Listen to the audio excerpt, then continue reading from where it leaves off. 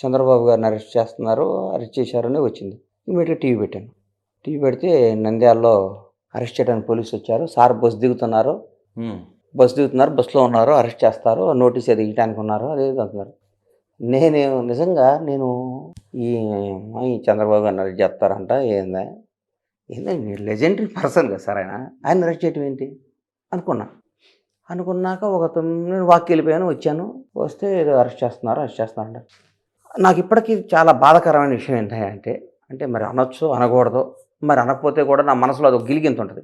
ఏదైనా మాట నాకు వస్తే కక్కపోతే నాకు పెద్ద ఇబ్బంది. నేను ఆయన ఇంపాసిబుల్ నంద్యాల నుంచి విజయవాడ తీసుకురావడం అది అయ్యే పని కదా అనుకున్నా సార్. నేను అక్కడ నుంచి కదిలించడమే కష్టం దాటి ప్రళయం అయిపోద్ది అనుకున్నా సార్. అమ్మ పెద్ద ఆయన్ని అరెస్ట్ చేయటమా, సార్ను ముట్టుకోవటమా అనుకున్నా. నేను అనుకున్నాక వస్తుంటే ఏంటిరా ఇన్నేళ్ళు ముఖ్యమంత్రి ఎంత చేశాడు, రాష్ట్రానికి ఎంత చేశాడు, ఏంటిరా అంటే భయంతో బతున్నారా జనం అన్న చిన్న భయం స్టార్ట్ అయిపోయింది. ఎక్కడ చిన్న తీసుకొచ్చారు.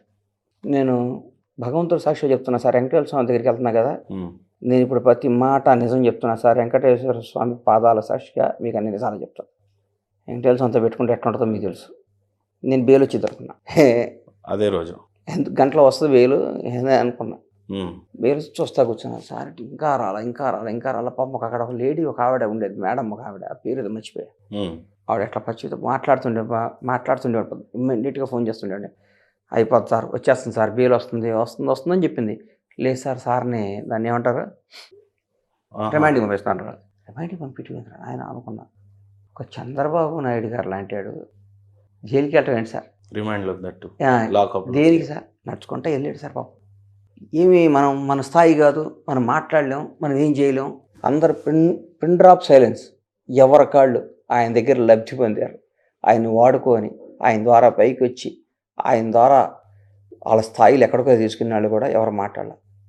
పాపం ఆవిడ వ్యాపారం ఆవిడ చేసుకుంటూ, ఆవిడ బతుకుతూ, ఆవిడ కంపెనీ ఆవిడ డెవలప్ చేసుకుంటూ, ఆవిడ పనిలో ఆవిడ ఉంటూ, భర్త కొడుకు రాజకీయాల్లో ఉంటే తన వ్యాపార సంస్థను అభివృద్ధి చేసుకుంటున్నా ఆవిడ రోడ్డు మీదకి రావాల్సి వచ్చింది.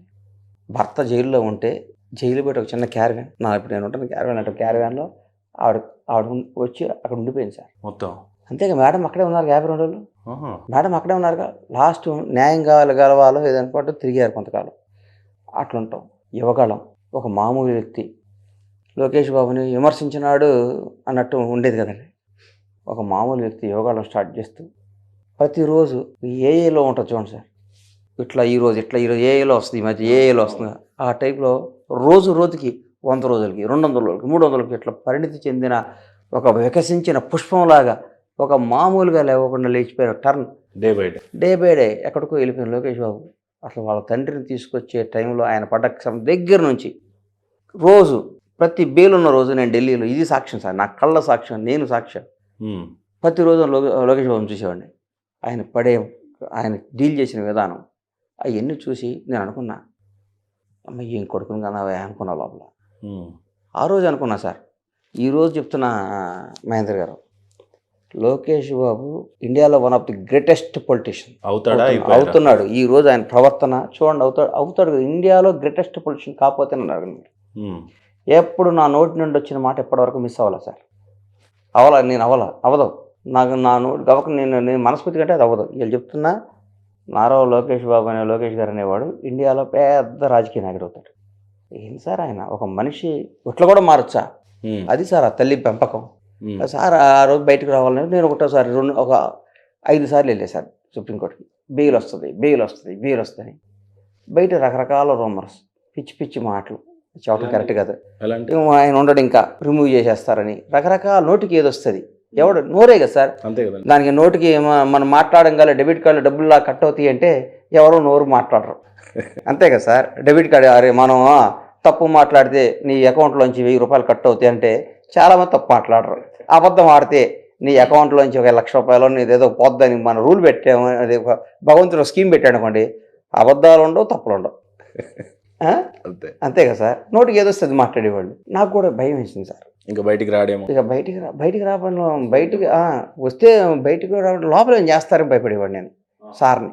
ఆయన పెద్ద ఆయన కదా సార్, చాలా పెద్ద మనిషి, పెద్ద ఆయన కదా ఆయన. ఇప్పుడు అనుకున్నా దట్టు ఆయన ఏడుకొండలవాడ హెల్త్ ఇది మనుషులు చేసే పని కదా ఆయన. దయచేసి నాలాగే ప్రపంచవ్యాప్తంగా ఉన్న కోట్ల మంది ఆయన అభిమానులు అందరూ పూజలు చేశారు.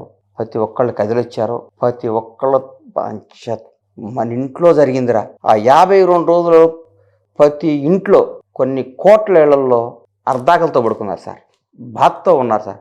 చాలామంది ఐటీ పిల్లలు ప్రపంచవ్యాప్తంగా జాబులు కూడా సరిగ్గా చేయాలి. ఈ 50 రోజుల్లో రాస్తారోకోలు కానీ బంధువులు కానీ బయటికి వచ్చి నాకు అదే చాలా దుఃఖమైన విషయం. అది అప్పుడు మీ పాత్ర ఎలా ఉండింది? నా పాత్ర ఏమీ లేదు. నాకు అంత సమర్థుడిని కూడా కాదు.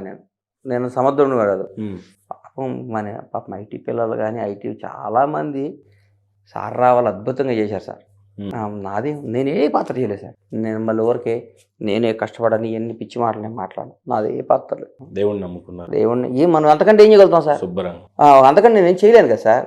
నాకు అంత దమ్ము లేదు, అంత సామర్థ్యత లేదు, అంత స్టామినా లేదు, అంత పవర్ లేదు నాకు. నేనేం చేయగలుగుతాను?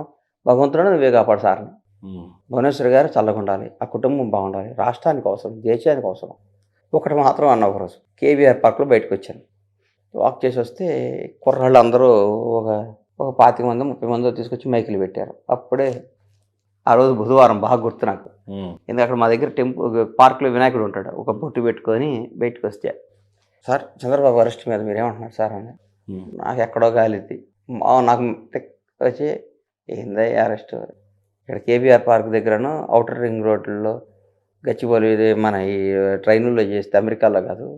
రండి అందరూ, ఊళ్ళకి రండి, మీ సొంత ఊళ్ళకి రండి, మీ బొడ్రాయి దగ్గర కూర్చోండి, మీరు మాట్లాడండి, ధర్నాలు చేయండి. కరోనా వస్తే 2 ఏళ్ళు మనం అందరం ఖాళీగా కూర్చోలేదా? కరోనా వస్తే జాబులు చేసామా? కరోనా వస్తే 50% పీపుల్ సగం శాలరీ కూడా ఇచ్చారు. చీనాలు కూడా ఉన్నారు చరిత్రలో. ఒక నెల రోజులు మనం సార్కి సంవత్సరం చేయలేమా? ఈయన వల్లే కదా సార్.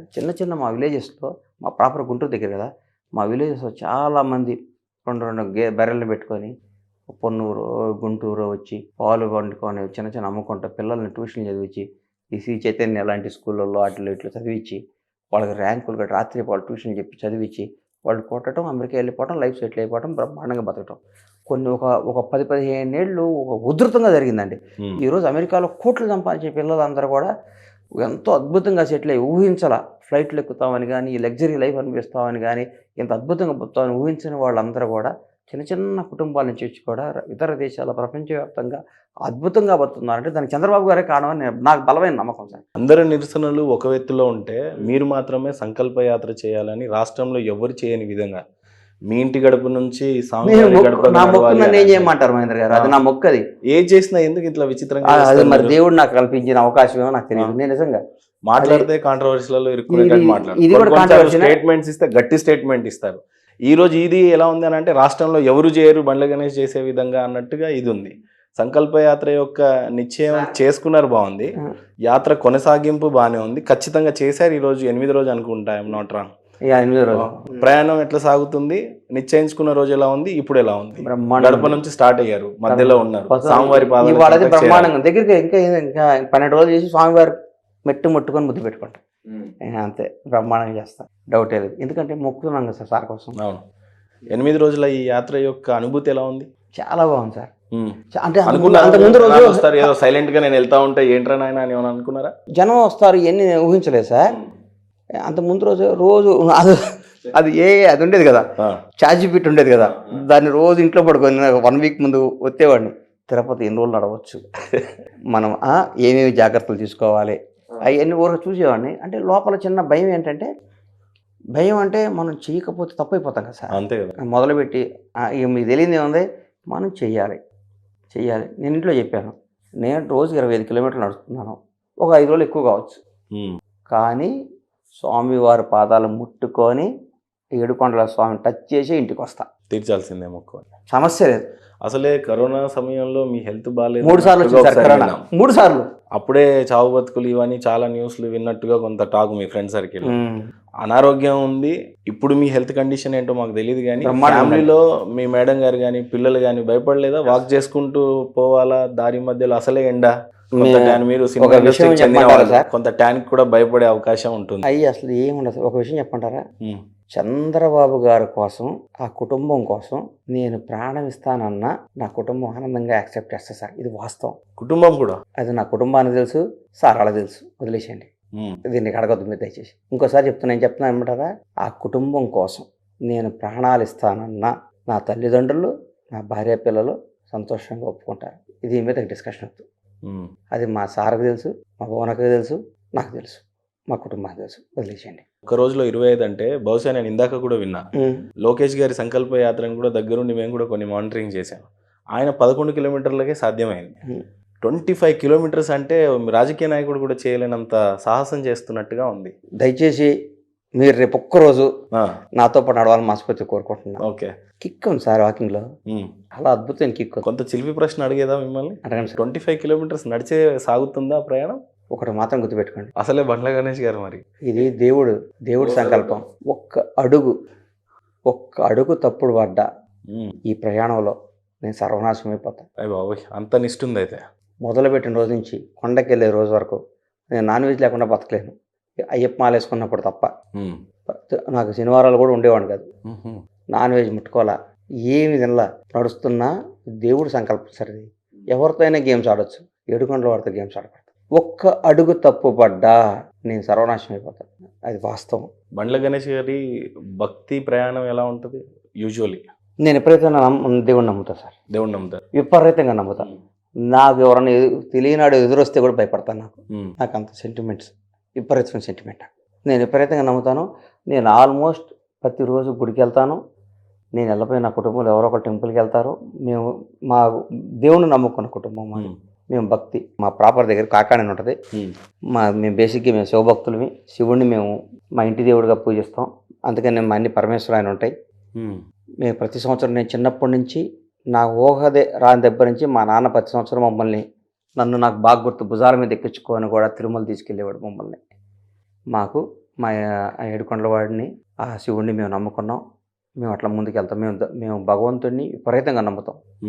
మా ఇంట్లో ప్రతి సంవత్సరం అన్ని పూజలు చేస్తాం, అన్ని హోమాలు చేస్తాం. ఎందుకంటే మాకు దైవత్వం మీద మాకు అంత నమ్మకం. దేవుడి విషయంలో మాకు తెలిసి ఇప్పటివరకు ఏ తప్పు చేయలేదు సార్. ఒక పక్క మీరు ఎంతగానో ప్రేమించేటువంటి రాజకీయ నాయకుడు అనొచ్చు, సినిమా హీరో అనొచ్చు, పవన్ కళ్యాణ్ గారి గురించి మాట్లాడినైతే ఈ మధ్య కాలంలో ఎప్పుడు చూడని విధంగా చాలా మాలల్లో కనిపిస్తున్నాడు. ఏదో ఒక మాలల్లో ఎక్కువగా కనపడుతున్నాడు. ఈవెన్ ఆయన డిప్యూటీ చీఫ్ మినిస్టర్గా అయిన తర్వాత కూడా ధర్మం పట్ల ఆయన మాట్లాడుతున్నటువంటి స్టేట్మెంట్స్, భక్తి పట్ల ఆయన చూపిస్తున్నటువంటి శ్రద్ధ, డిప్యూటీ సీఎం ఉండి కూడా కొండగట్టు ఆంజనేయ స్వామికి మొన్న ఆయన రాష్ట్రం కాకపోయినా 30 కోట్లు అక్కడ శాంక్షన్ చేయడం చూసాను చిన్నప్పటి నుంచి. సో ధర్మం గురించి ఇంత స్ట్రాంగ్గా మాట్లాడే మీ హీరో గారు, మా హీరో గారు అందరూ సనాతన ధర్మం ఒక టాపిక్ నాకు తెలిసి ఈ మధ్య కాలంలో బాబు గారు కూడా మాట్లాడారు అక్కడక్కడ. కానీ పవన్ కళ్యాణ్ గారు మాత్రం విస్తృతంగా మాట్లాడుతూ ఉన్నారు. ఆయన విపరీతమైన భక్తుడు సార్. సో ఇదే సనాతన ధర్మం గురించి, భక్తి గురించి చెప్పాలంటే ఫస్ట్ సనాతన ధర్మం గురించి మీకున్నటువంటి అనుబంధం, ధర్మం గురించి చెప్పాలంటే మీరు సనాతన ధర్మం అంటారో దేవుడు అంటారో నాకు తెలియదు సార్. నాకు దేవుడు అంటే విపరీతమైన నమ్మకం, దేవుడు అంటే విపరీతమైన భయం. మేము ప్రతిరోజు దేవుడిని నమ్ముకొని పోతాం. నాకు వచ్చిన కష్టాలు కానీ, నాకు వచ్చిన ప్రాబ్లమ్స్ ఫేస్ చేయడంలో కానీ నన్ను బయటపడేసినట్టు భగవంతుడే నమ్ముతా. నాకు ఏమైనా సాయం చేసినా భగవంతుడి రూపాన్ని వచ్చి, మహేందర్ గారి రూపాన్ని వచ్చి దేవుడు చేశాడు రా అనుకుంటాం మేము ప్రతిరోజు. అంతేగాని ఆ క్రెడిట్ నేను ఎవరికి ఇవ్వను, నేను భగవంతుడికి ఇస్తాను. భగవంతుడి రూపాన్ని, భగవంతుడు పవన్ కళ్యాణ్ రూపాన్ని వచ్చి నాకు సినిమా ఇచ్చాడు రా అనుకుంటాను నేను. ఆయన అందులో చూసుకుంటాను. చంద్రబాబు నాయుడు గారు భగవంతుడి రూపాన్ని వచ్చి నాకు ఈ పని చేశాడు రా అని నేను అనుకుంటా. ఇంకొకటి ఎవరైనా సాయం చేసినా ఏడుకొండల వాడు చెప్పించాడు రా అంటే నేను భగవంతుని అంత గట్టిగా నమ్ముతాను. బండ్ల గణేష్ గారు వ్యక్తిగతంగా సనాతన ధర్మంని ఏ పాయింట్ ఆఫ్ వ్యూలో చూస్తారు? నాకు సనాతన ధర్మం మీద వాటి మీద అంత పెద్ద కమెంట్ లేకుండా నాకు తెలియని విషయాలు నేను మాట్లాడి సార్. భక్తి మీద విపరీతమైన ఉంది. నా 16th ఇయర్, నా 16 సంవత్సరాల నుంచి 18 సంవత్సరాలు 41 రోజులు శబరిమల వెళ్ళాను సార్. 18 నేను ఇప్పటి వరకు 34 సంవత్సరాలు శబరిమల వెళ్ళొచ్చాను. 34 years నాకు అయ్యప్ప స్వామి దగ్గరికి. అంటే ఆ 34లో ఒక 12 సంవత్సరాలు 21 days చేశాను.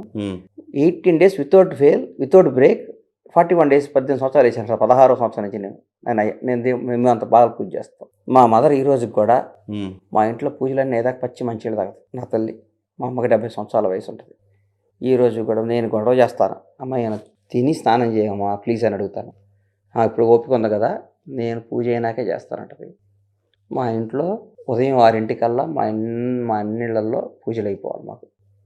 మేము అంత నమ్ముకుంటాం దేవుడిని. మీరు నమ్మేటువంటి గురువుగారు అంటారో మరి ఏమంటారో పవన్ కళ్యాణ్ గారి విషయానికి వస్తే సనాతన ధర్మం గురించి వేదికల మీద ఆ స్థాయిలో మాట్లాడడం, ఆయన భక్తి గురించి చెప్పాలంటే వ్యక్తిగతంగా దగ్గరుండి చూసిన వ్యక్తిగా మీరు ఏం చెప్తారు? ఆయన చిన్నప్పటి నాకు తెలిసిన దగ్గర నుంచి అప్పుడు చాతుర్మాసం 4 నెలలు ఒకే పూట భోజనం చేసేవాడు ఆయన సార్ హీరో గారు. ఆయన విపరీతమైన భక్తుడు సార్. మరి ఆయన మీద వచ్చే విమర్శలు ఇంట్లోనే ఇట్లా క్రిస్టియానిటీ ఉన్నటువంటి పాప ఉంది, బాప్తీసం తీసుకుంది, వైఫ్ ఇలా అనే చేసే విమర్శలకి ఎలా? సార్ ఆయన గురించి తెలియకుండా మాట్లాడే వాళ్ళ గురించి నేను మాట్లాడను సార్. పవన్ కళ్యాణ్ గారు విపరీతమైన భక్తుడు. ఆయన దేవుడు అంటే విపరీతమైన నమ్మకం. ఆయన సనాతన ధర్మం గురించి మాట్లాడటానికి అర్హత ఉంది ఉన్న వ్యక్తి ఆయన. ఆయన దైవత్వం మీద నేను పూర్తిగా విశ్వసిస్తున్నాను. ఆయన కూడా నాకు విపరీతం, నాకు దేవుళ్ళు అంటే మా అమ్మ బాస్ కదా నా జీవితానికి ఆయన. అందుకని పవన్ కళ్యాణ్ గారి గురించి విమర్శించే వాళ్ళ గురించి అది తప్పు. పవన్ కళ్యాణ్ గారు చాలా గొప్ప వ్యక్తిత్వాన్ని మళ్ళీ ఇంకొకసారి చెప్తాను. బండ్ల గణేష్ గారి వ్యక్తిగత సక్సెస్ని ఎంజాయ్ చేయకుండా ఎంతసేపు ఆ కుటుంబం ఈ కుటుంబం అని చెప్పి బాగా ప్రాధేయపడుతున్నట్టుగా కనపడతా ఉంటారు. ఒక పక్క చంద్రబాబు నాయుడు అంటారు, చిరంజీవి అంటారు, లేకపోతే పవన్ కళ్యాణ్ అంటారు. ఎందుకు ఈ రకంగా? అంటే వ్యక్తిగత సక్సెస్ అంటే ఎట్లా? నేను బట్టలు మీ గురించి మీరు సక్సెస్ అవ్వండి, ఈ రోజు చేసే మీ పాదయాత్ర కూడా బాబు గారి గురించి, మీ గురించి ఏం కాదే. మీరు అది స్టేజ్ల మీద వేదికల మీద నాకు అందులో ఒక్కొక్కరు మీరు సాయంత్రం అయితే ముందు అవుతారు, ఇంకోటి సాయంత్రం అయితే ఫిల్మ్ క్లబ్కి వెళ్ళి ప్యాకెట్ కొట్టాడు, ఒకటి సాయంత్రం అయితే ఇంకోటి చేస్తాడు. ఒక్కొక్కరికి ఒక్కొక్క పనిలో కిక్ ఉంటుంది. నాకు ఈ పనిలో కిక్ ఉంది. నాకు ఏది కిక్ ఉంటే నేను అదే చేస్తాను. అంతేగాని నాకు మీరు ఇన్ఫ్లుయెన్స్ చేసి ఇంకోటి ఇన్ఫ్లుయెన్స్ చేసో నేను జనం కోసం బతకను. నా కోసం నేను బతుకుతాను, నా కుటుంబం కోసం నేను బతుకుతాను. నేను నమ్ముకున్న వాళ్ళని ప్రే చేయడంలో నాకు కృతజ్ఞత ఎక్కువ. నేను హైదరాబాద్ వచ్చిన కొత్తల్లో కేఎస్ రామారావు గారి దగ్గర ఒక 4 నెలలు వర్క్ చేశాను. ఈ రోజు గారిని గురువుగా భావిస్తాను. నాకు ఇప్పుడు వినోద సినిమాలో అవకాశం శ్రీ కృష్ణారెడ్డి గారు, అచ్చిరెడ్డి గారిని ఈ రోజు కూడా నా గురువులుగా భావిస్తాను. ఇప్పుడు ఒకటో తరగతిలో మా మాస్టర్ గారు, వాళ్ళు రాపించిన మాస్టర్ గారు ఉంటారు, ఆయనతో ఈరోజు కూడా మాట్లాడుతుంటాను. నాకు ఎవరైనా సహాయం చేస్తే చచ్చిపోయేదాకా మర్చిపోలేను. కొందరు ఉంటారు, ఈరోజైనా పదవులు ఇచ్చినా, ఈరోజు సహాయం చేసినా అవ్వంగాలే కొత్త ఫ్రెండ్ రాగాలే పాత ఫ్రెండ్ వదిలేయటం, పాత వ్యక్తిని వదిలేయటం, పాత మనిషిని వదిలేయటం, లబ్ధి పొంది నాకు ఆయన మర్చిపోవటం, తెలియని ప్రవర్తించటం, చూసి నవ్వి నవ్వటం, ఆర్టిఫిషియల్గా నవ్వటం, ఇంట్లో ఉండి లీడర్ని పెంచటం, వీడితో పని లేకపోతే వాడి ప్రవర్తన వేరుగా ఉంటాం. కొందరు కలవడం నాకు అట్లా ఉండదు. నాకు స్నేహితులు అందరూ 30 ఏళ్ళు 40 ఏళ్ళు అట్లా స్నేహితులు ఉంటారు. నేను పాదయాత్ర మొదలు పెడితే నా ఫస్ట్ క్లాస్ ఫ్రెండ్ నిన్న సింధనూరు నుంచి నిన్న వచ్చాడు కర్నూలు, ఆనందబాబు నా ఫ్రెండ్. ఒకటో తరగతి నుంచి నాకు 6వ క్లాస్ వరకు నా క్లాస్మేట్. వాడు కూతురు తీసుకొని వచ్చాడు. నిన్న నా క్యారెక్టర్ అది. ఊరికే ఫ్రెండుల్ని చెట్లు మార్చినట్టు, మనుషుల్ని సహాయం చేసినాడిని, వస్తువులు కార్లు మార్చినట్టు నేను మార్చను. ఒకసారి చేయి పట్టుకున్నాను సత్యదాకోదం, అది నా క్యారెక్టర్. యాత్ర ప్రారంభమై ఈ రోజుకి 8 రోజులు అయింది. బాబు గారి నుంచి ఏ రకమైన స్పందన? నేను స్పందనలో నాకెందుకు సార్? నేను వాళ్ళ స్పందన కోసమో వాళ్ళ అభిమానం కోసమో నేను చేయట్లా. నా మనస్సాక్షి కోసం నేను చేస్తాను. నాకు ఎవరి స్పందన అవుతుంది. నాకెందుకు స్పందన? నాకెందుకు చెప్పండి సార్? నేను ఎక్స్పెక్ట్ చేస్తే నాకు స్పందన కావాలి. నిజంగా అంత సెల్ఫ్లెస్గా చేస్తారా సార్? మీరు నమ్మండి, నమ్మకపోండి. ఇది ఏడుకొండల వాడి దీక్ష, ఏడుకొండల వాడి పాదయాత్ర. నేను చేస్తున్నా, వదిలేసేయండి అంతే. సరే, బాబు గారు రిలీజ్ అయిన రోజున మీ అనుబంధం చెప్పండి, అనుభూతి చెప్పండి. అప్పుడు ఏమంటారు సార్? అందరూ కోట్ల మంది అనుబంధం ఎట్లాగో నాది అంతే, కోట్ల మంది ఆనందం ఎట్లాగో నాది అంతే. తెలుగు ప్రజలందరూ ఇట్లా ఒకే రోజు బోన్లో ఉన్న పక్షులు ఎగిరితే ఎంత ఆనందపడి అట్లా అందరూ ఆనందపడి అందరిలో నేను ఒకడిని. నేనేం గొప్పగా సార్, నాకంటే ఆయన అభిమానించే వాళ్ళని కొన్ని కోట్ల మంది ఉన్నారు. నాకంటే ప్రాణం ఇచ్చే వాళ్ళు కొన్ని కోట్ల మంది ఉన్నారు. ఎంతోమంది ఉన్నారు. మన అమర్లు అంటే వాళ్ళు ఉన్నారు. ఈయన ఎంత క్యారెక్టర్ ఉన్నాడండి. వీళ్ళ బళ్ళు నేను రిపేర్ చేయని ఓటు పెట్టా అంటే ఎంత దమ్ము కావాలి ఆయన ముందు. నేను ఎంత చెప్పండి? అంతే కదా, 100%. నేను ఎవరికన్నా ఉంటుందా నా దగ్గర ఈ పార్టీ వాళ్ళ బళ్ళు రిపేర్ వర్క్ చేయని వర్క్ అని పెట్టాడండి. అది క్యారెక్టర్. అది ఎవరి దగ్గర ఉంటే చెప్పండి. అట్లా అందులో మనడు కిక్ ఉంది. నాకు సహాయం చేసిన వాడిని నేను వెలిట్ చేసుకుంటే నాకు కిక్ ఉంది. మిమ్మల్ని ఇంతకుముందు గతంలో చాలా మంది రిపోర్టర్స్ కానీ జర్నలిస్ట్ కానీ కొంత చాలా సూటి ప్రశ్నలు అడిగి అయితే ఇబ్బంది పెట్టారు. నేనైతే ఆ రకంగా ఇబ్బంది పెట్టాను, కానీ నేను ఇబ్బంది పెట్టదలుచుకోలేదు. కానీ కొంత ఈ గుసగుసలకి క్లారిటీ ఇవ్వాలి కాబట్టి ఆ కోణంలోనే అడగడం తప్పితే కానీ మిమ్మల్ని ఇబ్బంది పెట్టే ఇదేం కాదు. జైలు అనుభవం మీకు కూడా ఉందనేసి విన్నాం. లేదు ఈ బౌన్స్ అయిన విషయంలో లేదు చెక్ లేదు, కేసు పోలీస్ వల్ల స్టేషన్కి మీరు వెళ్ళాలి, జైలుకి వెళ్ళారా? పోలీస్ స్టేషన్కి వెళ్తాం, అది అయిపోయింది. 50 రోజులు అరెస్ట్, ఎన్ని 10 రోజులు అబద్ధాలు అరెస్ట్, అవన్నీ అబద్ధాలు, సెల్లులో ఉన్నట్టు అవన్నీ తెలియకుండా మీరు అడిగితే అదే ఉమ్. అది ఊరికి మీ మీ దానికోసం అడిగితే అది మీ తప్పు. అది నా గురించి అని కాదు, మీడియా కథనాలు రాసినప్పుడు నేను కథనాలు విన్నవి. చాలా మీకేం పని ఉంటుంది సార్? ఉమ్, ఏం పని ఉంటుంది? చాలా మందికి ఏం పని ఉంటుంది? మీ రేటింగ్ పెంచుకోవాలి, మీ క్రెడిబిలిటీ పెంచుకోవాలి, మీ ఐడెంటిటీ పెంచుకోవాలి. మీ ఐడెంటిటీ పెంచుకోవాలంటే ఏం చేయాలి? జనంలో క్రేజ్ ఉన్నాడు దగ్గరికి వెళ్ళి గెలాలి, జనంలో క్రేజ్ ఉన్నాడని గెలాలి. దాన్ని పోయి వాళ్ళని ఇంటర్వ్యూ చేస్తే మీది ఎవరు చూడరు. అందుకని ఊరికే టైంపాస్కి ఒక అనే ముందు మీకు ఒక ఫ్యామిలీ ఉంది, నా ఫ్యామిలీ లాగే వాళ్ళకు కూడా ఒక ఫ్యామిలీ ఉంటుంది, నా పిల్లల్లాగే వాళ్ళకు కూడా ఒక పిల్లలు ఉంటారు. నేను ఇంటర్వ్యూలు చేసి ఇట్లా పిచ్చి క్వశ్చన్లు వేసి ఆ డబ్బు ద్వారా నా కుటుంబాన్ని నేను తింటున్నానా? తినేటప్పుడు ఆ రక్తపు కూడు నేను తినకూడదని మీరు మనస్సాక్షిని మీరు క్వశ్చన్ చేసుకుంటే ఎవరిని పిచ్చి ప్రశ్న వేయరు. జీవితంలో ఈ పిచ్చి క్వశ్చన్ వేసి బతకవసరం లేదు సార్, కూలి పని చేసుకుని కూడా బతకొచ్చు. నేను జీవితంలో ఒకటే అనుకుంటే ఎప్పుడైనా ఏమవుతుంది, మ్యాక్సిమం చచ్చిపోతాం, ఎప్పటికైనా చచ్చిపోవాల్సిందే కదా. నేను ఎప్పుడు 100 సార్లు చెప్తాను, చచ్చిపోవటాన్ని ఇష్టపడ్డాడే జీవితంలో ఏదైనా సాధించదు. నేను చావును కూడా ఇష్టపడుతుంటా సార్ గురుగారు. I'm ready to die. ఏ రోజు దేవుడు ఏం రాస్తే జరిగింది అంతే.